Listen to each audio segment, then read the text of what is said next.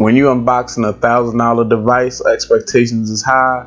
But I already kind of knew what I was getting myself into when I went out and bought my iPhone X. Most folks would like to call it the iPhone 10. The build was beautiful.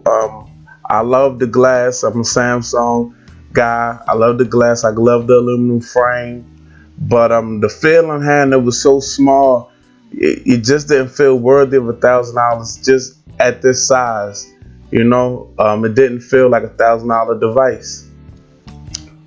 Facial recognition was not the fail I thought it would be, but it's definitely not as clutch as it should be, as this phone has no Touch ID, no physical home button, which is kinda a fail to most Apple users. With no Touch ID system, this phone is basically a gesture phone, and it was a learning curve for me, as it will be for many folks that are used to the iPhones of the past.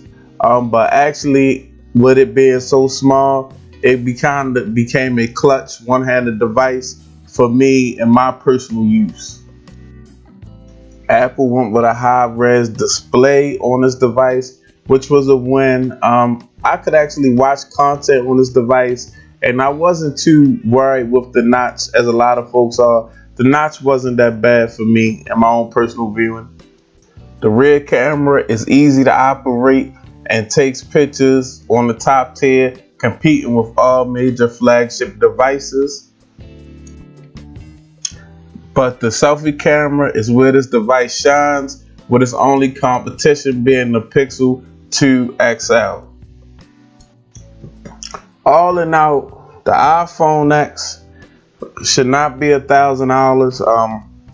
No phone should be $1,000, but this phone specifically shouldn't be $1,000 because it lacks a couple key things. Even though there are things I do like about the device, the size that it is a very one-handed gestury device. I like that. I'm not going to lie.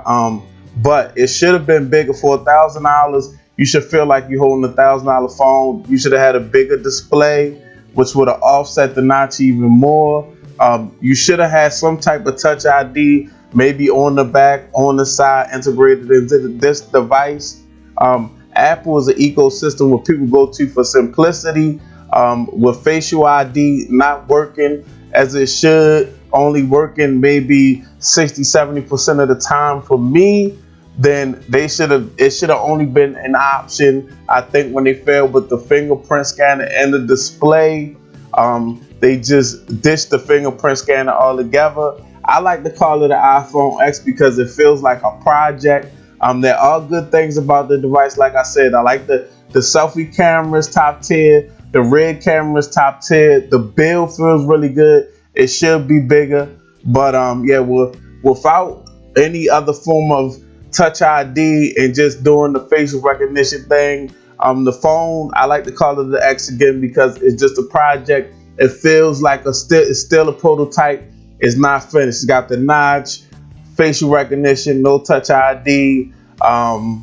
It's very small in hand for $1,000. So I'm sure when they come back with a bigger one, it will fill in everything that Apple missed with this device. Definitely will be a pickup later down the line.